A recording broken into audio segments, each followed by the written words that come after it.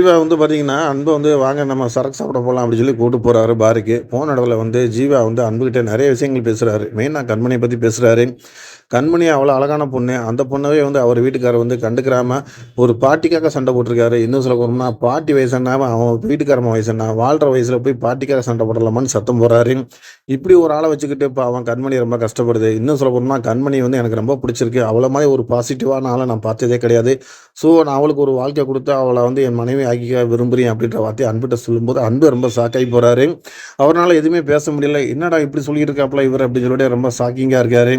இது ஒரு பக்கம் இருந்தாலும் நேரா வீட்ல வந்து தன்னோட தம்பிட்ட சொல்லி வேதனைப்பட்டு அழுகுறாரு. இந்த மாதிரி ஒரு சம்பவத்தண்டு. ஆனா, அந்த விஷயத்த ஓப்பனா சொல்லாம, ஏன் அழுகுறேன்னு தெரியாமயே அழுக ஆரம்பிக்கிறாரு. விடு நான் இதெல்லாம் ஒரு மேட்டரே கிடையாதுன்ற மாரி சொல்லி அவர் சமாளிக்கிறாப்ல.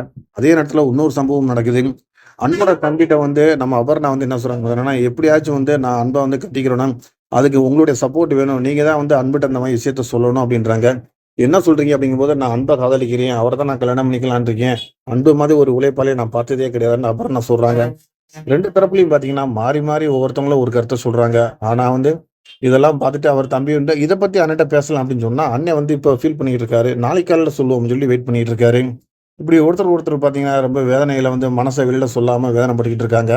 இன்னொரு பக்கம் வந்து பார்த்தீங்கன்னா, ஹோட்டல்ல அளந்து அந்த கடைய வாங்குன அதாவது ஜீவாட்ட ஒருத்தர் கடை வாங்கியிருக்காரு. அவர் வந்து எனக்கு ஹோட்டல் எழுதி குடு, இல்லாட்டினா இதுல வந்து நான் பிரச்சனை பண்ணுவேன் அப்படின்னு சொல்லி பேசுறாரு. அத பார்த்துட்டு ஜீவா ரொம்ப ஷாக்கிங் ஆகுறாரு. "சார் கொஞ்சம் டைம் குடுங்க. நான் ஏற்கனவே உங்கட்ட கேட்டிருந்தேன்.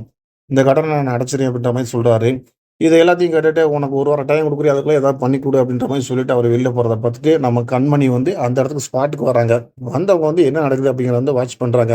ஆனா இத பத்தி இன்னும் ஜீவாட்ட பேசல. ஸோ ஜீவாவுக்கு ஹெல்ப் பண்றதுக்கு கண்டிப்பா கண்மணி ஒரு ஐடியா பண்ணுவாங்க. ஆனா நம்மள வந்து ஜீவா விரும்புறாரு அப்படிங்கிறது வந்து கண்மணிக்கு தெரியாம இருக்கு. என்ன நடக்குது அப்படிங்கிறத